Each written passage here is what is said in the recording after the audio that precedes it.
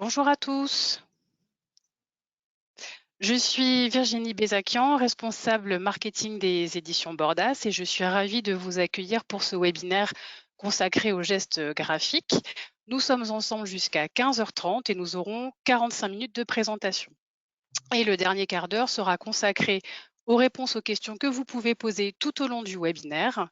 Donc, n'hésitez pas à utiliser l'outil de chat pour ça et nous vous répondrons à la fin. À la fin de ce webinaire, je vous indiquerai également comment accéder au replay.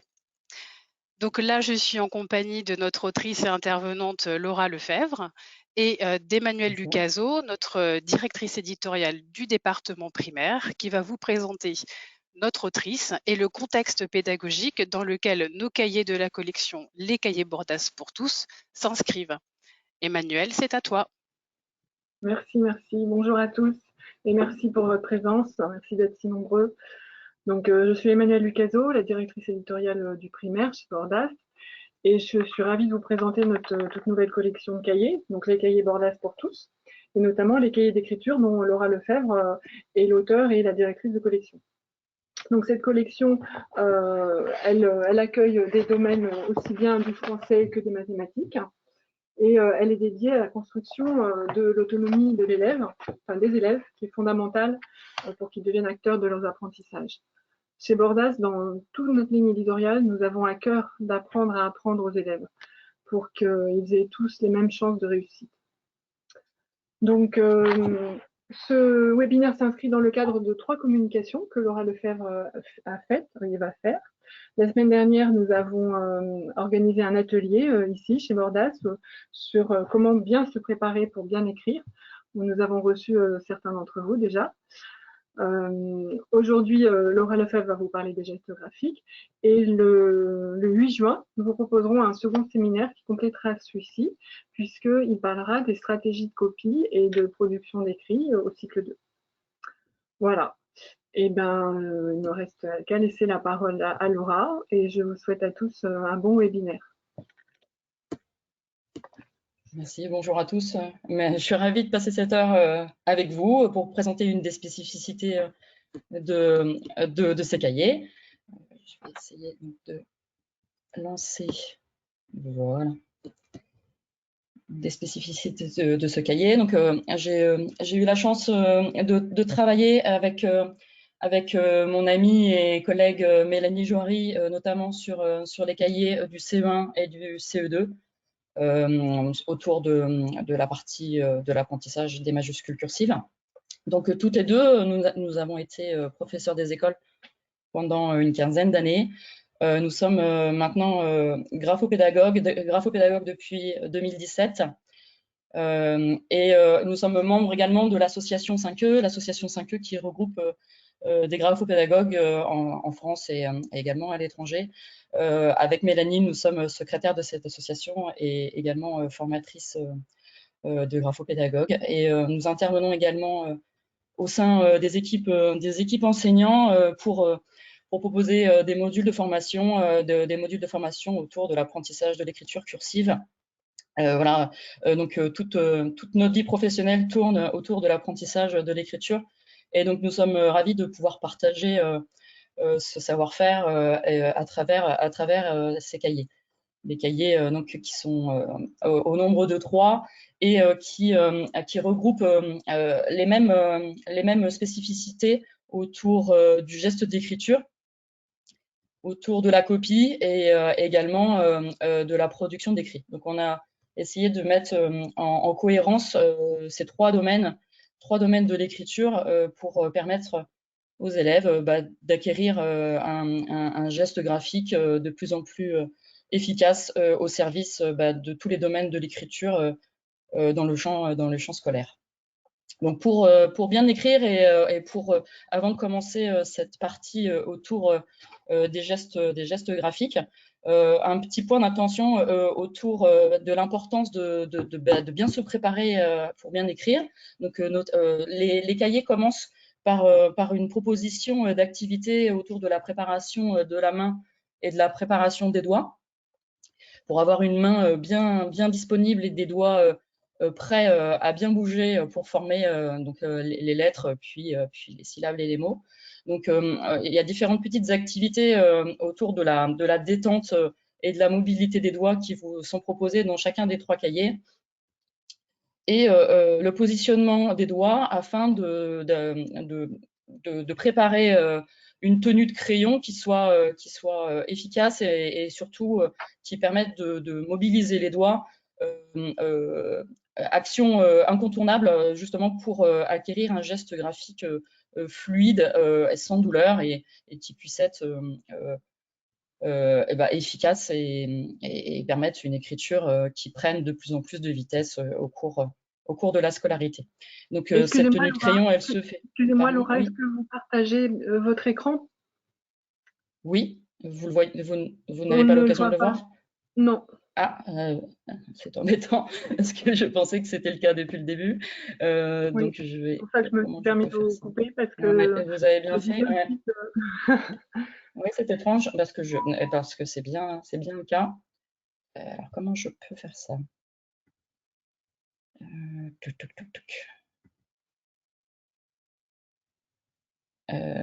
Eh bien, bon, je ne sais pas. Oui, vous me voyez moi ou vous voyez mon écran? Oui, on voit les deux. Vous voyez Vous pouvez le mettre en mode diaporama? Oui, voilà. Là, c'est bon pour vous? Ça marche, voilà. Voilà, merci. Donc, du coup, vous n'avez pas eu les illustrations, bon, ce n'était pas bien grave. Donc, comme je disais, revenir en arrière, déjà, vous montrer Mélanie, ma collègue.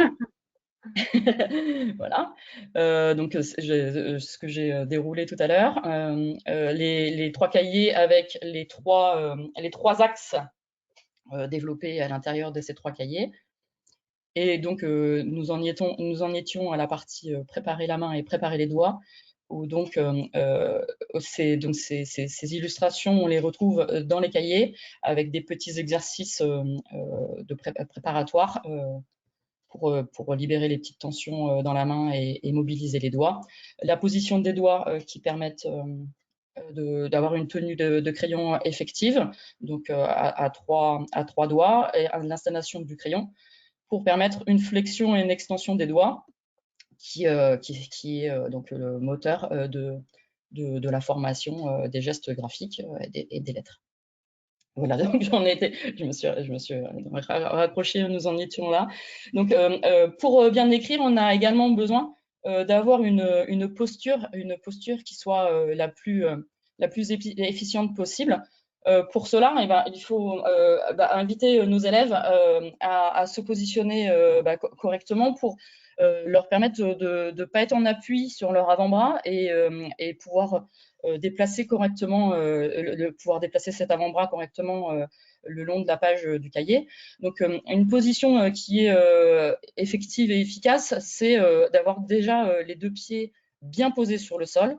Donc, c'est pas toujours facile de l'adapter en fonction du mobilier scolaire qu'on peut avoir dans nos classes, mais voilà, c'est la position vers laquelle il faut tenter d'aller et d'inviter nos élèves à s'installer. Donc, les 2 pieds bien posés, le dos bien droit, ni trop loin ni trop près du bureau pour pouvoir déplacer son avant-bras en toute souplesse de la gauche vers la droite sur la feuille et donc avoir une bonne mobilité ensuite des doigts. Donc cette page que vous retrouverez dans chacun des 3 cahiers donc invite les élèves à s'installer, à également positionner le cahier dans le sens de l'avant-bras, en ayant donc l'avant-bras dans le sens bien parallèle au bord du cahier. Ça permet, en pliant et en dépliant les doigts, de pouvoir plus facilement enchaîner les gestes graphiques, les former, et aussi respecter donc la taille des lettres, contrairement à une main qui serait posée sur la ligne d'écriture et un mouvement qui pourrait se faire avec le poignet qui rend la tâche beaucoup plus ardue. Donc, les élèves sont invités donc, en premier temps à s'installer correctement, ensuite à incliner leur cahier pour qu'il soit dans le sens de leur avant-bras, et enfin à positionner leur crayon en préparant leurs 3 doigts qui permettent une bonne prise en main du crayon. Voilà, ces 3 étapes sont systématiquement rappelés en haut de chaque page par l'intermédiaire de la fusée. C'est pour inviter par une ritualisation nos élèves à y penser. Vous trouverez également sur le site de Bordas en téléchargement des sous-mains qui accompagnent aussi les élèves à bien se positionner et avec en rappel à l'aide de photos là, les trois étapes d'installation. Donc, il existe en format droitier et il existe également en modèle pour les gauchers avec donc la clinaison dans l'autre sens. Voilà, donc pour pouvoir effectuer des gestes graphiques avec fluidité et aisance, la mobilité des doigts est importante et on a donc du coup accès sur chaque page qui prépare l'apprentissage d'un nouveau geste graphique ou d'un nouveau graphème. On a installé cette fameuse petite fusée pour bien s'installer et on propose systématiquement un petit jeu d'échauffement des doigts avec différents types de mouvements. Celui que vous pouvez voir à l'écran, par exemple, les enfants sont invités à plier, déplier leurs doigts de façon verticale. Il y a donc sur chaque page une petite activité qu'on a souhaité un petit peu ludique pour s'assurer qu'avant de commencer à écrire, nos élèves aient bien conscience qu'il va falloir plier et déplier ces trois doigts qui tiennent ce crayon pour former les différents gestes dont on va avoir besoin. Voilà, donc différents petits mouvements, petits gestes qui correspondent aux gestes dont on a besoin pour former les gestes graphiques. Ces étapes préparatoires à l'écriture sont présentées à l'aide de vidéos que vous pouvez trouver sur le site également de Bordas et sur la chaîne YouTube. Elles ont été découpées en trois parties. Elles ont été pensées, ces vidéos, à destination des enseignants pour éventuellement les projeter dans la classe pour les proposer à nos élèves. Et c'est également un bon support qu'on peut proposer à la réunion de rentrée aux parents d'élèves qui se posent souvent des questions sur comment bien accompagner son enfant, notamment au CP, pour l'entrée dans l'écriture cursive et ne font pas toujours attention. C'est ce qui est tout à fait normal puisque ils ne connaissent pas spécifiquement les bonnes étapes pour s'installer. Donc, ça peut être un lien qu'on peut leur proposer pour qu'ils soient vigilants à la maison sur la façon dont s'installe leur enfant avant d'écrire. Voilà, ces trois vidéos sont à regarder. Je vous invite à les regarder si vous le souhaitez. Voilà, donc pour cette partie d'aujourd'hui spécifique autour des gestes graphiques, pour bien maîtriser ce fameux geste d'écriture, l'idée c'est d'automatiser au maximum, c'est d'aider nos élèves à automatiser au maximum le geste graphique pour se détacher, pour maîtriser de plus en plus ce geste graphomoteur et s'en détacher. Et c'est en leur permettant de l'automatiser qu'ils vont pouvoir se consacrer au son, au sens et à toutes les composantes orthographiques, syntaxiques qui sont liées à l'écriture. Donc, pour pouvoir maîtriser ces fameux gestes, on va voir comment les formes de base qui sont constitutives à une fluidité dans l'écriture et qui permettent de former les différentes lettres. On va ensuite aborder l'importance du guidage vocal et comment il vous est présenté dans les différents cahiers. Je vais vous parler ensuite de la progression et comment elles ont été pensées dans chaque cahier et au fil des trois cahiers. Et enfin, l'importance de la verbalisation, le lien de la parole est vraiment dans l'écriture et ses composantes. Voilà, donc notre écriture est constituée principalement de 4 formes graphiques, de 4 formes de base. Qui sont rangés en fonction de leur sens de rotation. Donc, ces gestes graphiques, on les retrouve dans les documents d'accompagnement que vous pouvez trouver sur Eduscol, qui sont qui accompagnent les programmes. Ils sont issus des travaux de Daniel Dumont, qui a fait une thèse autour des gestes graphiques et qui aide vraiment à comprendre la façon dont sont constituées les lettres et la logique avec laquelle il faut aborder la progression de chaque lettre. Donc, il y a donc 2 sens de rotation qui permettent de former ces 4 formes de base. Et avec 2 sens de rotation, nous avons donc les 4 gestes graphiques de base. Il y a le sens anti-horaire qui contient à lui seul donc les 3 des gestes graphiques. Donc, le sens anti-horaire, c'est le sens de formation contraire des aiguilles d'une montre, qui n'est pas un sens vraiment fluide et naturel. La plupart d'entre nous, par exemple, si on fait un gâteau et on doit mélanger sa pâte à crêpes, on va plutôt tourner en sens horaire. Si on utilise notre essoreuse à salade, on va plus naturellement aller dans ce sens-là. Donc, c'est un sens qui n'est pas vraiment fluide et qui demande des étapes préparatoires pour aider à l'encodage. C'est pour ça qu'en maternelle, on consacre beaucoup de temps à l'encodage du sens de la boucle, qui est vraiment nécessaire. D'ailleurs, la boucle est le premier geste, la première forme de base en sens anti-horaire. Cette boucle, donc, qui va nous permettre de former le E. Si on étire un peu plus les doigts, on va pouvoir former le L. Et elle va être la grande boucle va être la forme première de plusieurs des lettres. Et donc, en forme simple, on a le B, qui est donc une grande boucle et un démarrage d'une nouvelle boucle. Si on prend cette boucle et qu'on lui enlève son galbe, qu'on l'étrécit, d'ailleurs le terme qu'utilise Daniel Dumont dans ses travaux, on va obtenir donc un pic, c'est comme ça qu'on les a appelés dans les cahiers, un pic, des petits pics et des grands pics qui vont nous permettre de faire le I pour le petit pic, le U quand on en met 2, et le grand pic, la barre, le pic pour constituer le T. Donc, les grandes boucles sur nos lignages CIS font 3 interlignes et les grands pics sont un petit peu plus courts, donc sont formés de 2 interlignes sur nos cahiers sur le lignage CIS. Donc ça, c'est donc les deux premières formes qui nous permettent déjà donc de faire 5 à 6 lettres. On a comme dernière forme de base, comme dernier geste graphique, les rondes.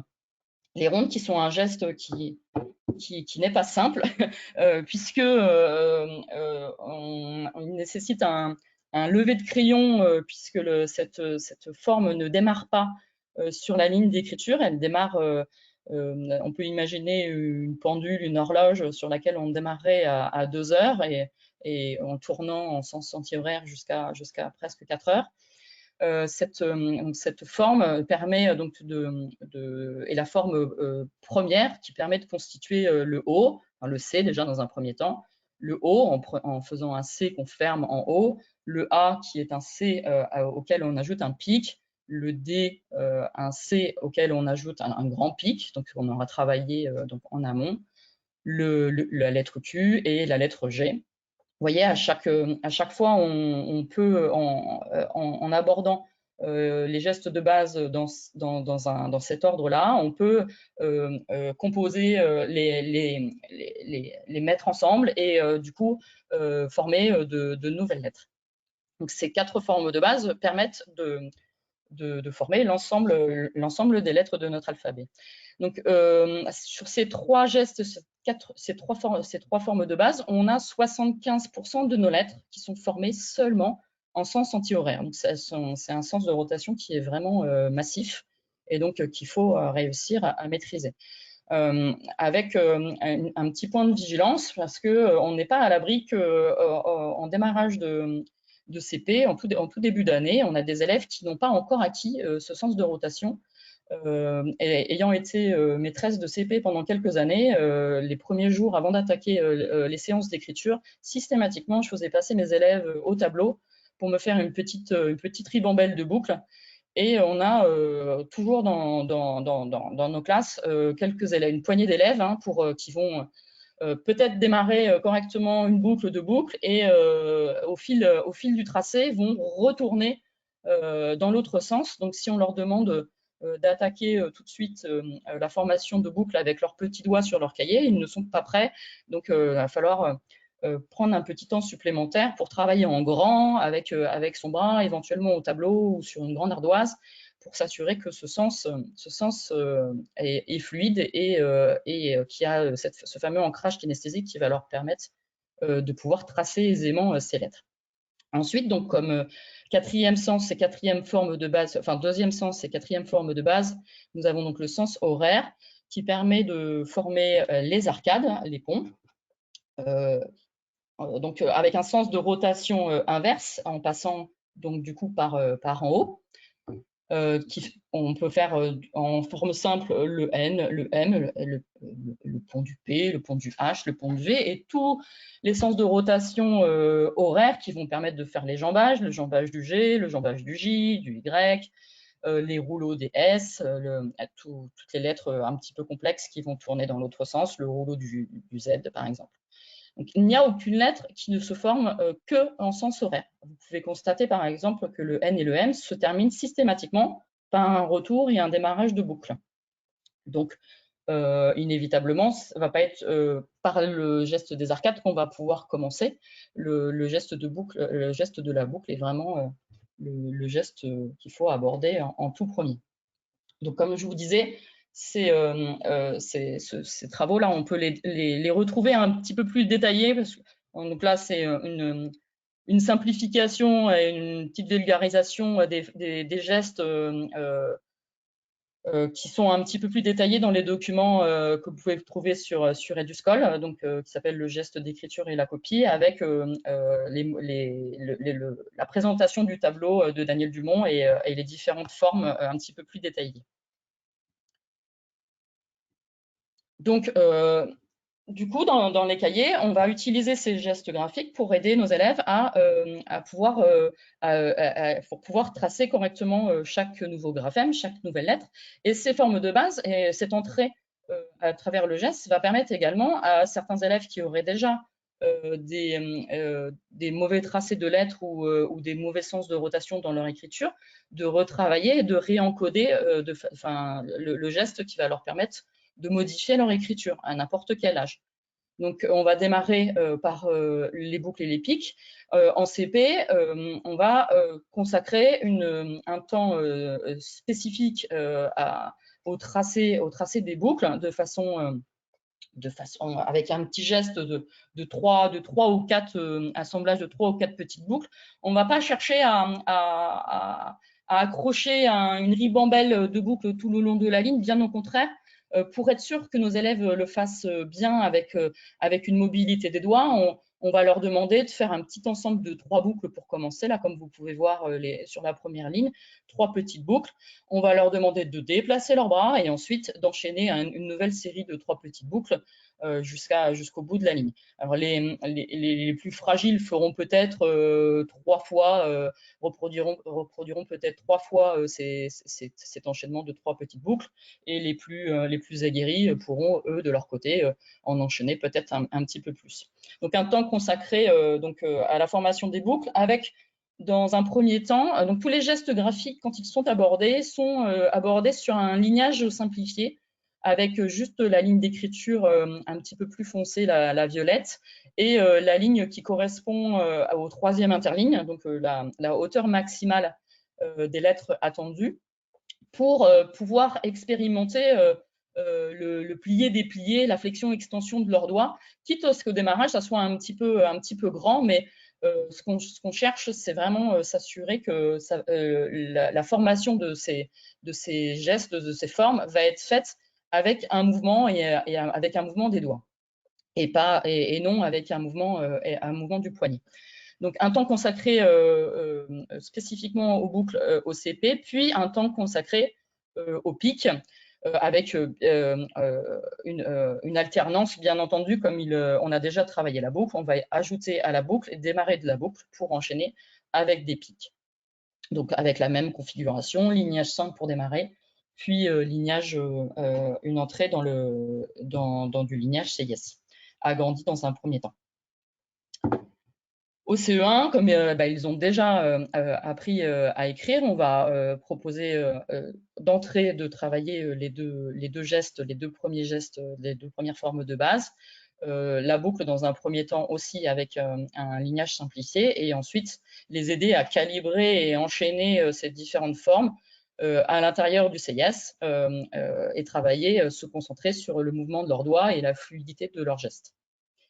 Au CE2, même chose, et on va donc proposer plus rapidement des mots, des lettres, des mots qui contiennent ces formes pour que ça fasse sens et qu'ils comprennent assez rapidement que justement en retravaillant ces formes, c'est grâce à ces formes qu'ils vont pouvoir éventuellement améliorer les mots qu'ils savent déjà écrire et éventuellement modifier la forme de leur boucle si c'est nécessaire, ou la forme de leur pic s'ils en ont besoin. Ensuite, donc, on aborde les arcades, donc, avec aussi un temps consacré à ces formes-là. En CP, on prend le temps de revoir l'ensemble des gestes, revoir, ça dépend le travail qui aura été mené au cours de la grande section, de voir ou revoir les 4 formes avant de commencer vraiment l'apprentissage des graphèmes à proprement parler, pour être sûr qu'ils puissent maîtriser et pouvoir aborder les graphèmes justement dans un ordre qui nous permet de lier la formation des lettres à la progression de l'écriture. On en reparlera un petit peu après sur les progressions qui vous sont proposées. Donc, au CE1, on va voir un peu plus de lettres et essayer de faire comprendre à nos élèves comment sont formées ces 5 lettres, notamment le M, le N, le P, le J et le Y. Donc, c'est une activité qui peut être menée en une séance. C'est à voir aussi également avec le profil de la classe et les difficultés des élèves qu'on peut avoir en face de soi. Et ça peut être complètement découpé en fonction de si on a vraiment des élèves qui ont du mal avec le geste graphique, on peut faire plusieurs séances sur cette page-là et prendre le temps de les aider à retravailler le mouvement des doigts et le geste formateur de ces qui permettent de faire ces différentes syllabes, ou les réaborder et en tout cas leur faire comprendre éventuellement pour remédier comment sont formées ces différentes lettres et quel est le geste qui permet de le faire. Ce qui est beaucoup plus efficace que de faire une ligne d'une lettre où on va essayer de dessiner la forme. Si on comprend exactement comment est formée chaque lettre, la remédiation se fait de façon plus rapide. Et donc, au CE2, on va avoir aussi donc cette progression avec d'abord un geste où on ne nomme pas le son ni la forme de la lettre, où on va vraiment décomposer son geste. On reparlera après du guidage vocal qui vous est proposé.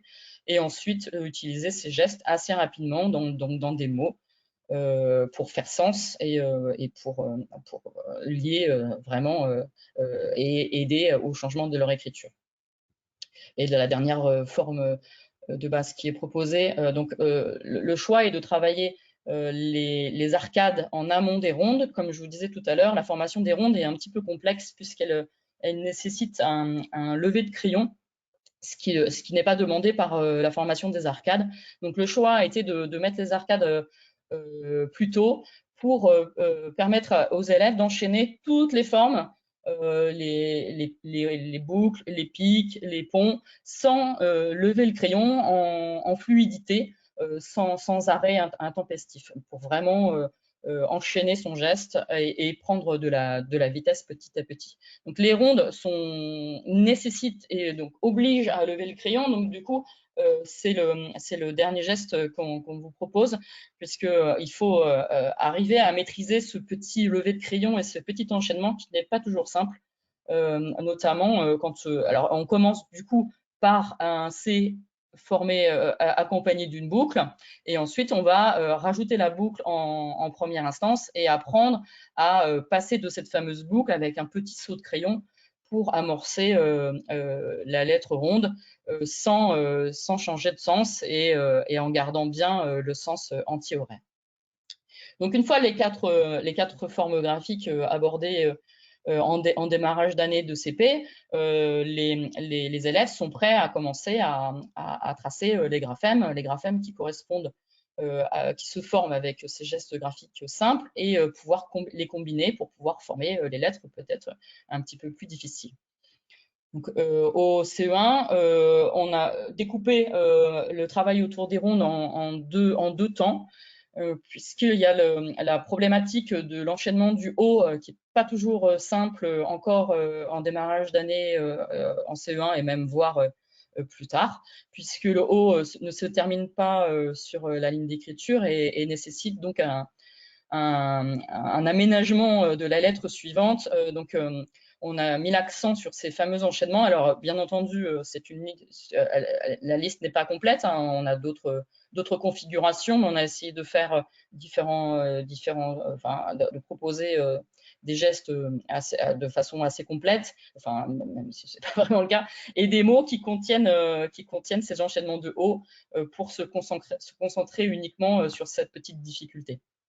Et ensuite, donc une deuxième page consacrée au D, à la lettre Q et à la lettre G, et avec une spécificité et un petit focus sur l'enchaînement de la lettre Q qui nécessite également un lever de crayon puisqu'on va abandonner la lettre en bas du jambage bâtonné pour redémarrer sur la ligne d'écriture et démarrer la lettre U qui est dans la grande majorité la lettre qui suit la lettre Q. Au CE2, donc on va revoir un petit peu plus rapidement ces formes et ces 5 lettres à l'intérieur, seul dans le geste, seul, et puis rapidement dans un mot pour qu'ils puissent les utiliser en prenant conscience de la façon dont elles sont formées et éventuellement remédier sur leur écriture. Voilà, donc vous avez pu peut-être remarquer que systématiquement dans la marge accompagnant les gestes graphiques qui sont présentés en vert, donc la couleur n'est pas anodine puisque quand on a un modèle qui est présenté en vert, on n'est pas du tout en train de travailler sur un graphème et on ne va pas chercher à donner le son de ce graphème, bien au contraire, et on va se concentrer vraiment sur la forme du tracé.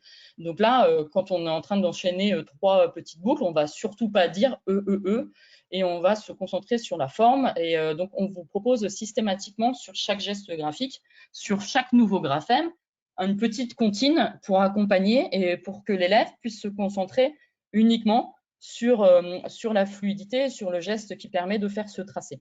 Donc, tout simplement, pour former ces 3 petites boucles, on va accompagner son geste en disant tourne, tourne, tourne. Le fait d'accompagner son geste aussi, ça permet de mettre du rythme, de mettre de la fluidité et ça prépare et ça n'occulte surtout pas l'importance des 3 composantes autour de l'écriture.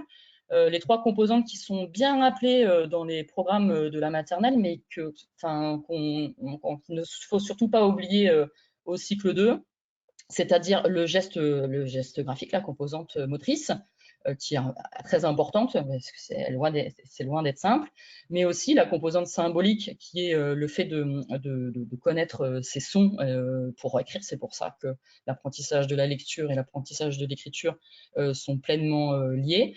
Et la composante symbolique qui nous permet de mettre du sens et de comprendre et de mettre mettre tout le sens qu'il y a autour de ce que nous sommes en train d'écrire. Donc souvent, on a tendance à détacher ces 3 composantes et à se concentrer uniquement sur une. Et ce qui est pour moi bien dommage, puisque les enfants, s'ils ne parlent pas, s'ils ne disent rien au moment où ils écrivent, risquent d'être plus dans du dessin et dans du tracé de forme de lettres, alors que l'écriture contient bien ces 3 composantes. Donc les inviter à dire quelque chose qui accompagne le geste graphique, c'est vraiment, ça va aussi les aider à lier leur pensée, le flux de ce qu'ils sont en train d'écrire avec la cohérence du mouvement des doigts. Et donc, ça met du rythme, ça met de la fluidité, et ça aide vraiment les enfants à bien encoder les gestes graphiques. Donc, on a systématiquement un terme qui correspond à chacun des gestes. Par exemple, les arcades, on va accompagner le geste en disant pont, donc les boucles en disant tourne. Le C, donc l'amorce des lettres rondes, on a choisi le terme croche qui est assez parlant pour les élèves et qui les aide bien. L'image du petit crochet, du crochet du capitaine Crochet, ça les aide à encoder le geste qui monte et qui tourne en même temps. Donc, pour tracer ce geste-là, on va dire tourne, croche, tourne. Et le fait d'accompagner également la voix, enfin cette petite comptine en l'accompagnant pour travailler les formes de base, ça aide à remédier en écriture pour les élèves qui auraient pris des mauvaises habitudes. Ils vont se concentrer sur leur guidage vocal et ça va les aider à fluidifier leurs gestes et à mieux tracer leur forme et pouvoir changer par la suite leur écriture. Donc là, pour la lettre P, par exemple, on va avoir pique, l'amorce de la lettre P, tireux, donc tireux, on va plier, déplier les doigts, le pont, et ensuite on va faire la petite boucle derrière pour tourner. Donc une classe qui apprend les gestes graphiques, qui apprend à écrire, c'est une classe qui est loin d'être silencieuse, parce que vous imaginez bien nos 30 CP grand maximum en train de former leurs petits gestes sur leur cahier ou sur leur ardoise en première instance, vont accompagner leurs gestes avec la voix, et c'est grâce à ça qu'ils vont pouvoir acquérir cette fluidité du geste. C'est aussi avec ces images et ces petits termes qui sont proposés qu'éventuellement on va faciliter la modification des lettres, comme je vous disais tout à l'heure. Notamment, là, je vous propose le guidage vocal du B, qui est souvent... on a souvent des élèves qui ont du mal à gérer l'accroche du B. On a des lettres qui se retrouvent à décoller et à sortir des interlignes. Donc, l'image du tremplin qui est assez symbolique et leur permet de gérer la petite descente qui facilite le tracé du E sans que ça ne déborde. Voilà, ce geste-là est aussi utilisé donc pour l'enchaînement, la fin du V et la fin du W. C'est pour ça qu'on travaille systématiquement ces trois lettres en même temps. On a également proposé un guidage vocal dans le cahier du CP pour la formation des chiffres, parce que beaucoup d'enfants arrivent, enfin même finissent l'année du CP avec des difficultés à tracer les chiffres dans le bon sens. C'est souvent lié à des difficultés de latéralisation, ce qui est normal puisque la latéralité est complètement installée à partir de 6 ans et demi. Il y a des enfants pour qui c'est pas encore le cas en CP et qui ont encore du mal avec les notions de gauche et droite, fluidité d'écriture qui va de la gauche vers la droite. Donc le guidage vocal peut éventuellement aider certains enfants dans leur tracé et remédier lorsqu'on a des 3 qui sont faits en miroir, des 5 en miroir, enfin on a des chiffres qu'on retrouve toujours un peu systématiquement tracés en miroir chez nos élèves. Donc, d'où de cette proposition de guidage vocal pour éventuellement reprendre et déjà remédier au CP sur la formation de ces chiffres. Donc, on va donc inviter nos élèves systématiquement à verbaliser au moment où ils font leur tracé. Donc, quand ils vont écrire les 3 petites boucles l'une après l'autre en un seul et même tracé, ils vont dire tourne, tourne, tourne. Alors j'espère qu'on a bien le son de la vidéo. Est-ce que du coup quelqu'un peut me confirmer qu'on a bien entendu le son? Non, Laura, on n'entend pas.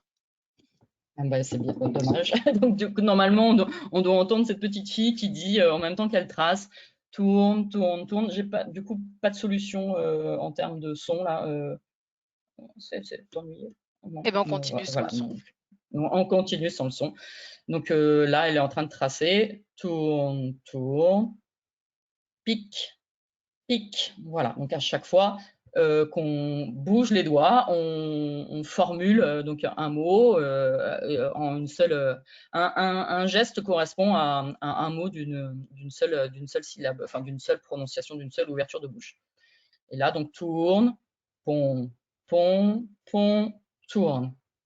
Donc une classe qui apprend à écrire, c'est une classe qui fait du bruit. Et il faut passer par là, et c'est grâce à ça que petit à petit, nos élèves vont pouvoir prendre de la fluidité dans leurs gestes d'écriture. Voilà, sur cette partie guidage vocal. Donc la progression, comme j'ai eu l'occasion de vous le dire plusieurs fois dans la présentation des formes de base, au CP, on a fait donc le choix de revoir ces 4 formes de base en amont pour attaquer les différents graphèmes dans un ordre qui correspond à la progression qui est proposée dans la grande majorité des méthodes d'apprentissage de la lecture, en se calant sur le guide Orange, donc guide d'accompagnement pour enseigner la lecture et l'écriture au CP, où on a essayer de s'approcher le plus possible de la progression qui est proposée, et donc on retrouve dans tous les manuels récents approximativement. Donc pour pouvoir le plus tôt possible permettre aux élèves de lier lecture, écriture, de bien encoder chaque syllabe, chaque mot qu'ils vont pouvoir écrire, on revoit en amont les 4 formes de base et les voyelles, et après on peut facilement prendre les lettres dans l'ordre du livre de lecture qu'on peut utiliser au sein de sa classe. Au CE, donc on a travaillé, les progressions là sont, comme ils savent déjà lire, a priori tous, les progressions sont liées aux gestes graphiques, donc dans l'ordre des formes de base, comme je vous les ai présentées tout à l'heure, c'est-à-dire les boucles et les pics, ensuite les arcades, les associations arcades et pics, et les lettres rondes et les lettres complexes qui nécessitent des enchaînements de différents gestes. Même chose pour le CE2 avec donc les lettres rondes qui vont être vues plus rapidement et pas en 2 temps comme ça avait été le cas pour le CE1. Également, donc dans les cahiers de CE1 et de CE2, donc il y a toute une partie consacrée à l'apprentissage des capitales cursives qui sont également proposées assemblées en fonction de leur geste, du geste qui permet de les tracer par famille de majuscules. Donc, par exemple, on démarre avec le A majuscule qui commence comme le M et qui commence comme le N. Donc, on a regroupé les majuscules en fonction de leur tracé qui démarre la lettre. On a aussi, donc je vous ai un petit peu parlé de la présentation du lignage et comment il avait été pensé et proposé. Donc avec ce lignage simplifié qui permet vraiment à nos élèves d'expérimenter le mouvement de leurs doigts, quitte à ce qu'au démarrage, ça soit vraiment un petit peu anarchique, que ça déborde, les aider à se concentrer uniquement à faire en sorte que ces lettres, ces formes soient posées sur la ligne d'écriture et tenter qu'elles ne débordent pas et qu'elles ne dépassent pas ce qui correspond au troisième interligne. On propose également systématiquement au démarrage de chaque cahier les colonnes que vous pouvez apercevoir sur cette image, des colonnes qui accompagnent les élèves à bien positionner leur avant-bras. Donc, quand ils sont invités à écrire, par exemple, dans la colonne qui possède les repères bleus, l'élève doit s'assurer que son avant-bras est bien en train de cacher le point bleu en bas de sa page. Si c'est le cas, c'est que son avant-bras est correctement positionné et qu'il n'a pas le poignet fléchi, ou qu'il n'est pas dans une posture qui risque de le coincer par la suite. Et cette position, c'est vraiment cette position qui va lui permettre de bien mobiliser, de plier, déplier les doigts, et notamment en pliant et dépliant les doigts par l'action en mobilisant la flexion et l'extension du pouce, on est dans l'axe de son avant-bras, et c'est grâce à cette position et à cette mobilité du pouce qu'on va permettre à nos élèves de pouvoir respecter plus rapidement la taille des lignages, puisque en s'entraînant, ils vont finir par maîtriser exactement comment on déplie les doigts pour atteindre le premier, le deuxième, puis le troisième interligne, comment on replie les doigts pour réatterrir sur la ligne d'écriture et encoder ces gestes et pouvoir se détacher de ça. C'est ce qui va permettre également petit à petit de pouvoir diminuer le lignage et les faire parvenir sur un lignage donc CIS classique plus rapidement que ce qui est proposé parfois dans d'autres cahiers. Donc on démarre les cahiers de CP sur du 3 mm. 3 mm, si on souhaite que les élèves plient et déplient leurs doigts, c'est vraiment le maximum qu'on peut leur proposer, puisque si c'est trop grand, avec leurs petits doigts de CP, on risque qu'ils soient contraints d'utiliser un mouvement du poignet ou un mouvement de leur bras. C'est pas ce qu'on recherche. Donc, pour être sûr que ça soit vraiment les doigts qui soient mobilisés, on ne va pas dépasser le 3 mm. Ensuite, petit à petit, au fil du cahier, on va, donc comme je vous le disais tout à l'heure, systématiquement aborder la nouvelle forme dans un geste avec un lignage simplifié, et puis diminuer les interlignes en passant au 2,5 mm, puis au bout d'un moment au 2 mm pour qu'il soit voilà, sur un lignage standard de cahier d'écriture. Au CE1, on va redémarrer le cahier avec également les colonnes pour leur apprendre ou leur réapprendre à positionner correctement leur avant-bras. On démarre sur du 2,5 mm pour vraiment retravailler la mobilité des doigts, et assez rapidement, on va repasser sur du lignage classique de 2 mm de cahier traditionnel. Au CE, toutes les majuscules vont être abordées sur un lignage standard CIS 2 mm. Au CE2, comme ils ont déjà quand même une expérience d'écriture, seul l'accompagnement avec les colonnes est proposé, et on démarre tout de suite sur un lignage classique 2 mm. Voilà, et donc avec un travail systématique avant de revoir la lettre et un mot qui contient cette lettre. On travaille d'abord sur le geste, puis sur la forme de la lettre et sur le son qu'elle fait à l'intérieur d'un mot. Un petit temps et un petit point d'attention sur la verbalisation. Alors c'est vraiment quelque chose qui me tient à cœur et qui nous tient à cœur à l'ensemble des graphopédagogues, l'importance de la verbalisation dans le geste graphique. C'est une composante qui sera un petit peu plus développée dans le prochain webinaire autour des stratégies de copie et de la production d'écrit.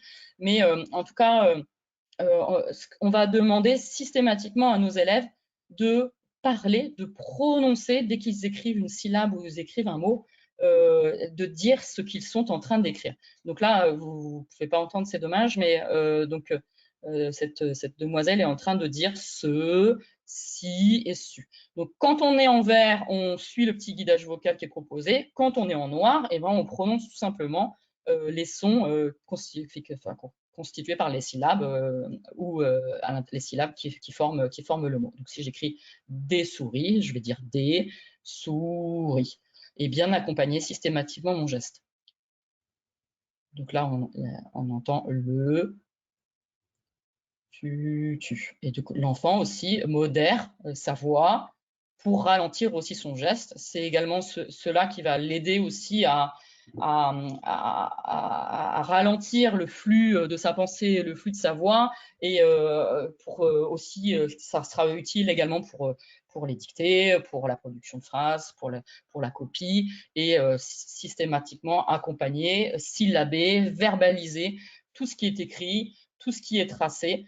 C'est grâce à ça qu'on aura des élèves qui comprennent et qui mettent du son, du sens systématiquement dans ce qu'ils écrivent, et qui vont pouvoir se dégager donc du geste graphique et acquérir de la fluidité au cours de cet apprentissage et se mobiliser pour tout ce qui est syntaxe, orthographe, création de phrases et le sens qu'ils y mettent. Voilà sur ce focus autour des gestes graphiques proposés aujourd'hui. Merci, merci cette partie-là, cette première partie. Je pense que du coup, en termes de temps, on peut passer à la phase des questions. Oui. Merci Laura. Et il y en a des questions. Donc, j'imagine, c'est moi qui ai la main du coup pour enlever le partage d'écran, je crois. Non, mais je vais vous faire un petit résumé parce que certaines questions se recoupent. Donc, je vais vous dire, j'ai l'impression qu'il y a pas mal d'enseignants qui sont un peu embêtés avec des élèves qui arrivent en CE1, voire même en cycle 3 avec des difficultés d'écriture et qui ont pris des mauvaises postures ou des mauvaises habitudes de tracé. Et ces enseignants demandent s'il y a des moyens de remédiation. Alors évidemment, vous avez bien expliqué qu'au CE1, au CE2, le cahier existait et reprenait ces gestes, mais je pense qu'ils se demandent peut-être combien de temps il faut passer sur cette correction, cette remédiation en CE1, CE2, CM1, CM2, quoi. Parce que, ça dépend beaucoup des profils des élèves en fonction de leur difficulté de la constitution du geste. Clairement, c'est vraiment, comme je le disais tout à l'heure, c'est en passant par les gestes graphiques et les formes qui permettent de constituer l'ensemble des lettres qu'on va plus facilement aider nos élèves à modifier et à corriger certaines formations de lettres. Alors, dans un premier temps, il faut vraiment mettre l'accent sur la posture et la tenue de crayon et la mobilité des doigts. Donc, pour certains enfants, il va falloir passer un petit temps. Ça peut être bénéfique pour l'ensemble de la classe. Ça peut être aussi pensé sur un temps d'APC où on va inviter les élèves qui en auraient besoin à mobiliser leurs doigts, à apprendre à plier, déplier leurs doigts avec la façon de tenir le crayon qui est proposée dans les cahiers. Et ensuite aborder les différents gestes graphiques. Pour certains enfants, ça peut être assez rapide et assez fluide puisqu'ils n'auront pas spécialement de grosses difficultés. En fait, on a deux catégories de difficultés d'enfants. On a soit ceux qui n'ont pas bien perçu l'importance et les enjeux autour de la posture et de la tenue de crayon et qui auront plus ou moins bien appris à écrire l'année précédente et à bien former leurs lettres. Et donc, du coup, on va être sur une appropriation d'un nouveau geste. Et on a ceux pour qui tout le corps est pour qui le geste graphique est complexe. Je pense notamment à tous nos élèves qui présentent des troubles 10, pour qui ça va être un petit peu plus long et pour qui peut-être il faudra ça sera une première amorce et ça sera peut-être pas suffisant de travailler les gestes graphiques. Pour certains, c'est suffisant et pour beaucoup, c'est suffisant. Mais pour nos élèves qui ont vraiment des troubles dyspraxiques, dysgraphiques, il leur faudra peut-être un petit accompagnement supplémentaire. Voilà. En tout cas, passer par le geste graphique, c'est vraiment ce qui permet de modifier l'écriture. Nous, c'est nos outils en tant que graphopédagogue, on passe systématiquement par le geste pour aider nos élèves à changer leur écriture. Merci, merci. Alors, après, j'ai relevé quelques questions plutôt pratico-pratiques. Concernant l'outil scripteur, comme on dit. Est-ce que pour les CP, il vaut mieux un crayon ou un porte-mine? Donc, ça, vous en aviez déjà parlé lors de l'atelier. Et que pensez-vous des stylos friction? Alors oui, en effet, le meilleur des outils pour apprendre à écrire, c'est le crayon papier, puisque il est, enfin voilà, surtout quand la tenue est facilitée par la forme du crayon. Si on peut proposer un crayon triangulaire, ça aide donc les élèves à bien positionner leurs doigts.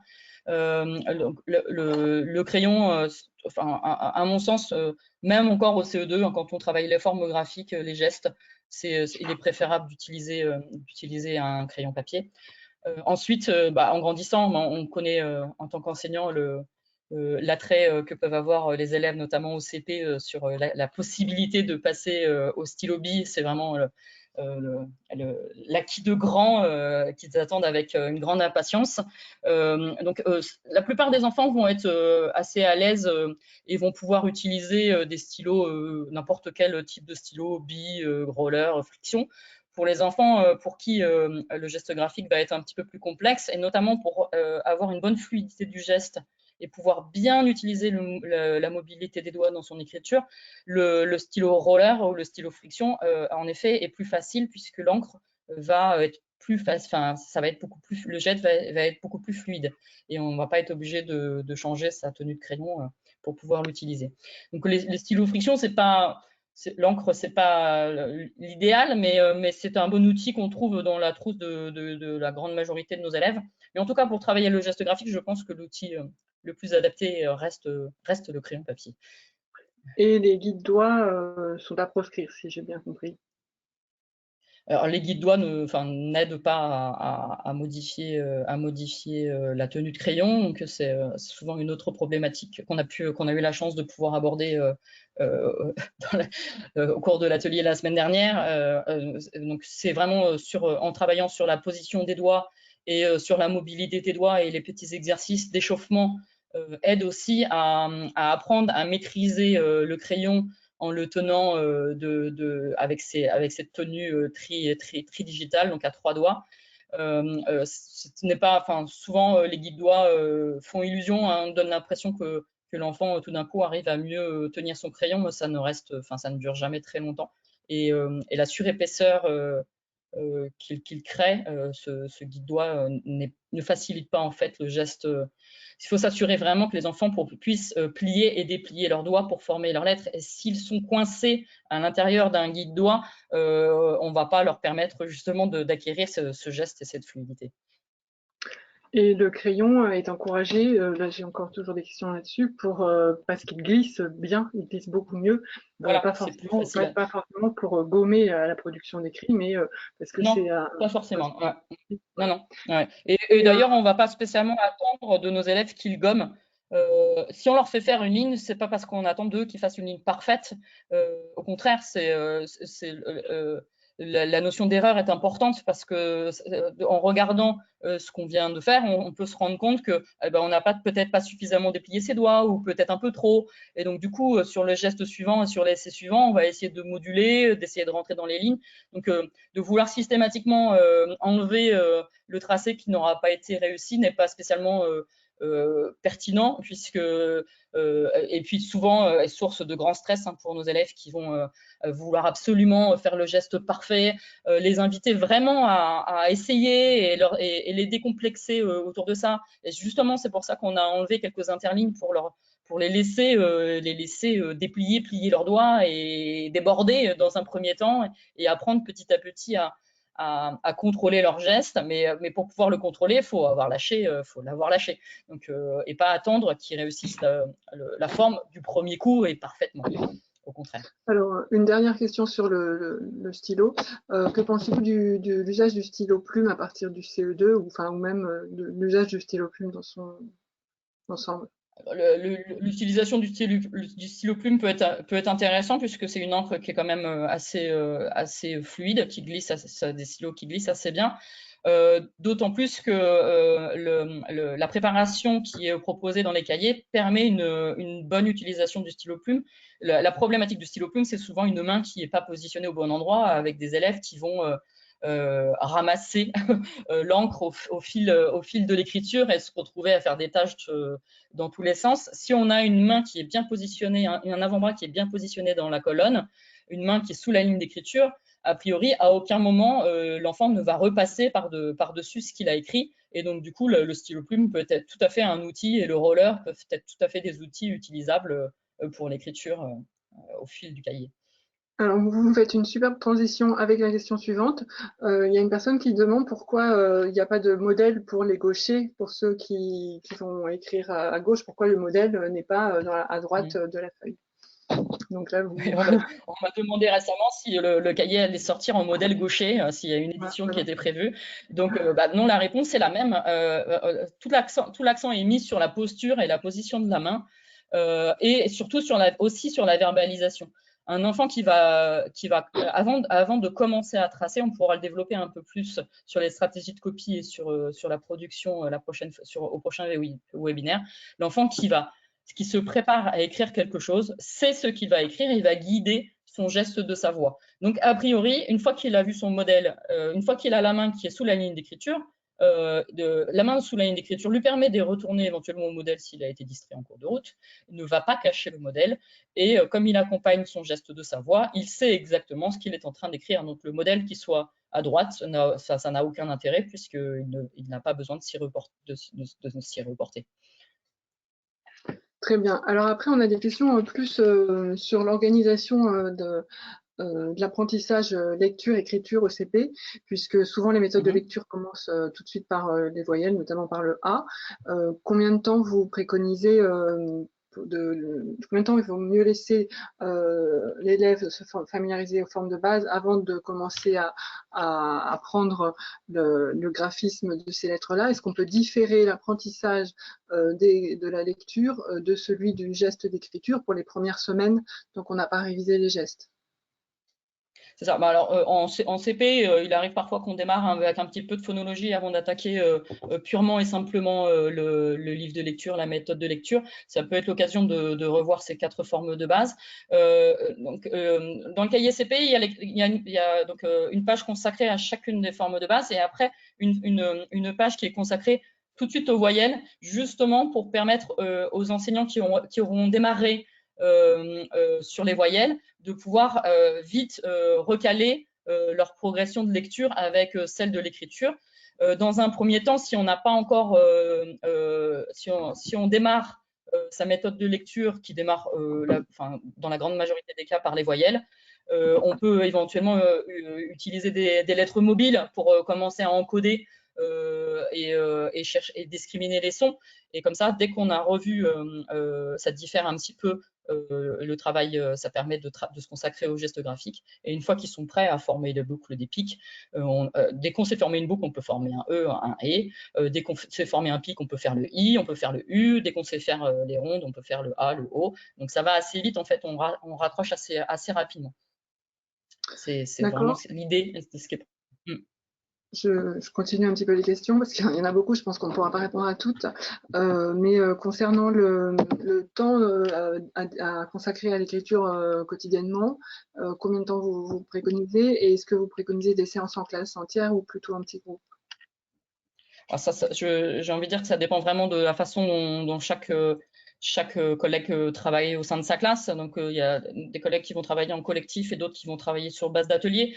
Donc, avant d'aborder une page d'écriture, à mon sens, il y a une étape préparatoire autour du geste qui peut se faire en grand, dans l'espace, sur le tableau de la classe, sur l'ardoise, pour maîtriser les sens de rotation et les formes.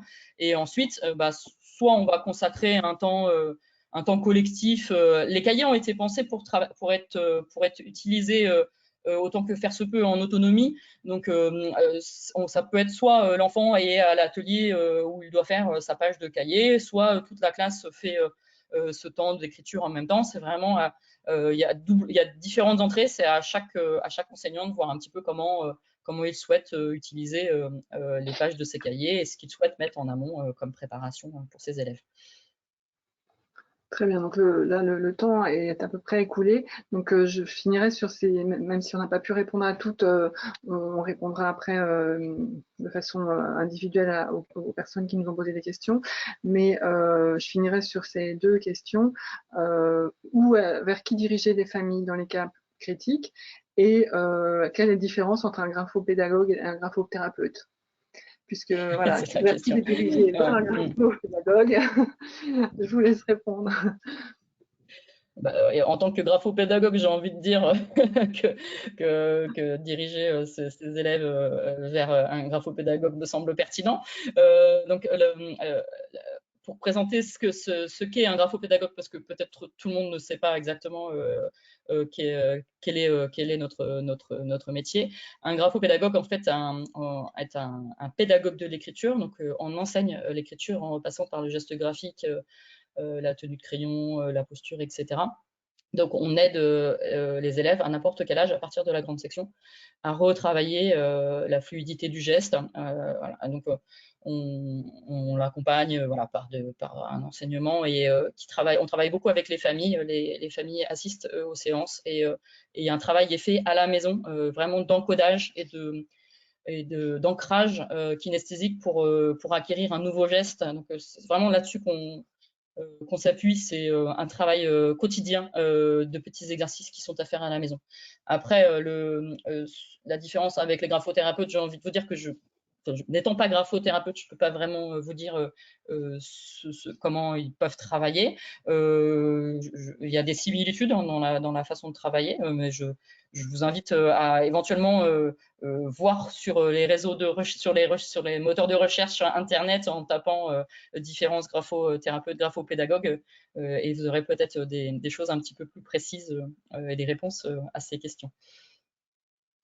Très bien, merci. Et ben, de toute façon, si vous avez d'autres questions, vous savez que vous pouvez télécharger sur notre site ressource un petit guide pédagogique qui explique toute la pédagogie développée par Laura Lefebvre. Vous pouvez aussi télécharger les sous-mains, donc pour droitier et gaucher, pour incliner son bras.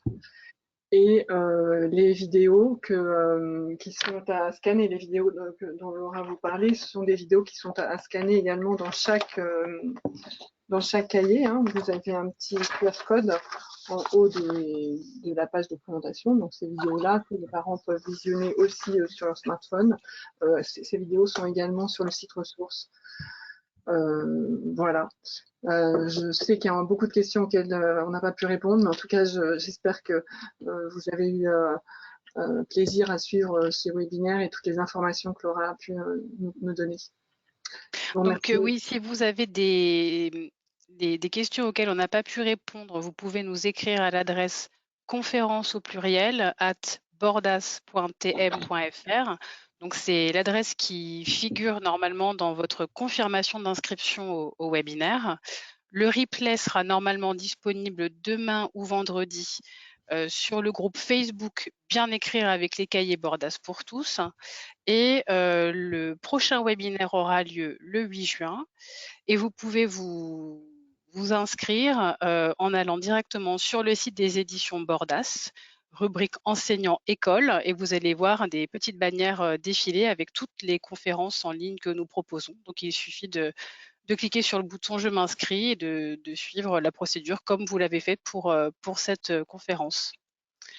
Donc nous vous remercions et on vous dit à très bientôt. Merci à tous et merci à Laura. Au revoir, merci. Merci. Au revoir.